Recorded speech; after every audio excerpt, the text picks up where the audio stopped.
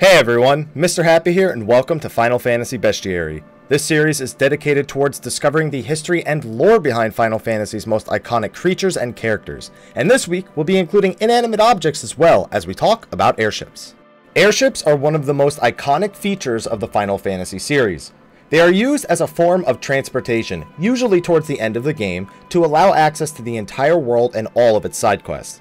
While they do allow flight, some games expand or limit the different functions an airship takes on. We'll talk more about that when we talk about the individual games. Airships usually take their appearance as a literal interpretation of their name, a boat-like structure that flies. In some games, their looks vary from this, but even the Japanese term for airships actually translates to flying boat. These airships are almost always tied to their game's version of Sid, whether he be the owner or just an airship enthusiast. Regardless of which, Sid's involvement usually leads to the airship being a major plot point, making airships more than just a generic form of transportation. In later games, airships even become central hubs for everything the player needs, including beds, item stores, save points, and side quests. Airships have been a part of the series since the first game, where the Warriors of Light used an ancient airship they rose out of the desert using a levee stone. It was eventually revealed that Sid of the Lufane built the airship, but not until the Dawn of Souls version. Sid's name is not present in the original game. In Final Fantasy II, we are introduced to multiple airships. The Dreadnought is a story-related dungeon that has the players navigate through the airship to save Princess Hildy. To do this, they use Sid's personal airship to board the Dreadnought after he is captured. Sid also uses his airship as a ferry to help raise money to improve it. When he dies, the airship falls into the party's possession. Final Fantasy III introduced a variety of different airships with different functionalities. Sid's airship is obtained early in the game and used to destroy a large boulder with a mithril ram, but is destroyed in the process. The Enterprise is originally a boat given to the players from the Vikings that Sid turns into an airship. Due to it originally being a boat, it cannot land on ground, only in water. Eventually, this airship is shot down over Saronia. The Nautilus is an airship from those same Saronians that possesses incredible speed. Eventually, true to its name, it is able to dive underwater and be used as a submarine, allowing exploration of the sea floor. The final airship for this game is the Invincible, which contains a number of player assets such as beds and shops. While it is not as fast as the Nautilus and can't go underwater, it is able to travel over small mountain ranges, a feature required to get to the Crystal Tower and finish the game. It can also fire a cannon at the beginning of random encounters on the ship. In Final Fantasy IV, the developers once again implemented many different kinds of airships. The Red Wings are a fleet of 5 airships Sid created for the nation of Baron. The player doesn't control these directly, but they are an important plot device. Eventually, Sid gives the party the Enterprise, his own airship, which can eventually carry the hovercraft in the game over oceans. Eventually, the Falcon is introduced as a stolen airship from the Red Wings. Originally an inferior machine, it is eventually upgraded with the ability to drill through rocks and fly over lava. And finally, we have the Lunar Whale, the final airship the players can obtain. It is able to fly into space, specifically to reach the Red Moon, and also contains a mechanical fat chocobo and beds. It cannot fly in the underworld due to its massive size. Final Fantasy V decides to take a step back a bit and return the airship to a much simpler role than the previous games. There is only a single airship discovered by Sid and the party. Initially, it acts as just a normal airship, but eventually it is upgraded to fly higher and even turn into a submarine. In Final Fantasy VI, there are 2 different airships. The first is the Blackjack, which is owned by the character Setzer Gabiani. It acts as a casino with an item shop and a healer. The other airship is the Falcon, which is extremely fast by comparison to the Blackjack. Originally, it is explained that Setzer's girlfriend Daryl owned the Falcon. Wishing it to be the fastest airship, her and Setzer had a race between the Blackjack and the Falcon. While Daryl won the race, she crashed and lost her life. Setzer rebuilt it and buried it with her, only returning to retrieve it after the end of the world to help combat Kefka.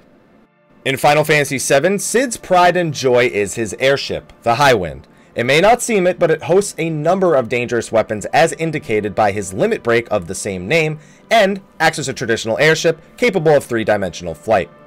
In the many sequels to Final Fantasy VII, Sid uses the Shera, the replacement to the Highwind after its destruction at the end of Final Fantasy VII.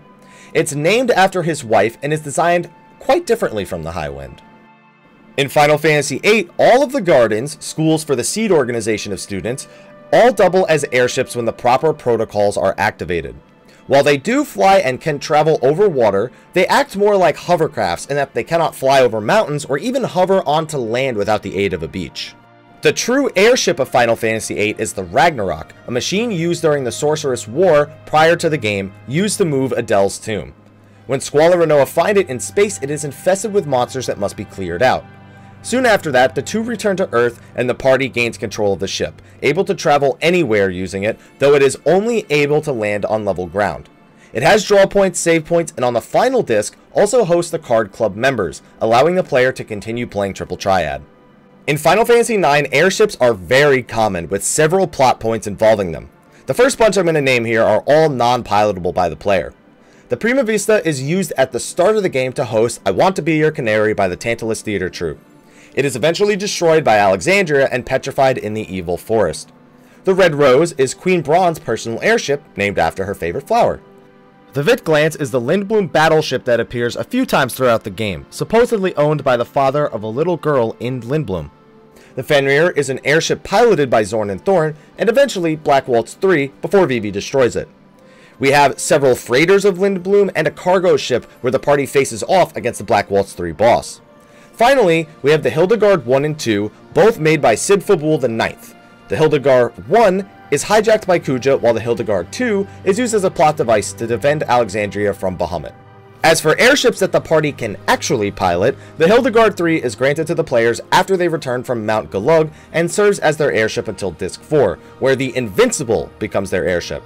The Invincible is capable of wiping out entire cities with a giant beam of light, which also absorbs their souls onto the ship itself.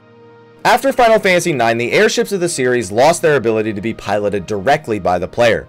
In Final Fantasy X, the Fahrenheit is an airship repaired by the Albed after finding it under the ocean. Characters and crew members wander around the ship, and the ship itself is used for many major plot devices, even as a field of battle. As stated though, the player is not able to directly control it and fly it around. They are instead given a world map with locations they can travel to, and the airship takes them directly there. In 10.2, the Gullwings use a new ship called the Celsius, named by Brother to spite his father Sid, and I think you can pretty much figure out what the joke is here. In Final Fantasy XI, the first MMO-based Final Fantasy, airships are used to travel between the leading nations of Vana'diel. In order to gain access, the players must either beat the Rank 5 mission or pay a large fee to access them. The airship to Kazam, a small town on an island to the southeast, instead requires either a fee or to bring the airship company keys from the various enemy strongholds of the game. And finally, there is an airship used during the Chains of Prometheus storyline to allow access between the mainland and the ancient city of Alto. In Final Fantasy XII, airships are very common, used for both transportation and as war machines, often named after classic Final Fantasy summons and characters, as I'm sure you already know from my previous bestiaries. This includes Alexander, Atamos, Carbuncle, Catoblipas, Ifrit, Leviathan Odin, Pandemonium, Remora, Shiva, Valfer, and Bahamut. As I said, there are also several ships named after old Final Fantasy characters such as Garland, Galuf Val, Queen Hilda, and Zezit Surgate. History claims that the Mughals originally invented these machines in this game. The airship that the party actually uses is called the Strahl, which is owned by Balthier and Fran. Similar to Final Fantasy X, the Strahl simply allows players to select locations to go via a world map, instead of allowing direct control. Unlike Final Fantasy X, it actually can't be boarded and instead just pulls up the map. Final Fantasy XIII doesn't even allow the personal use of airships at all, though Cid Raines commands an airship called the Lindblum.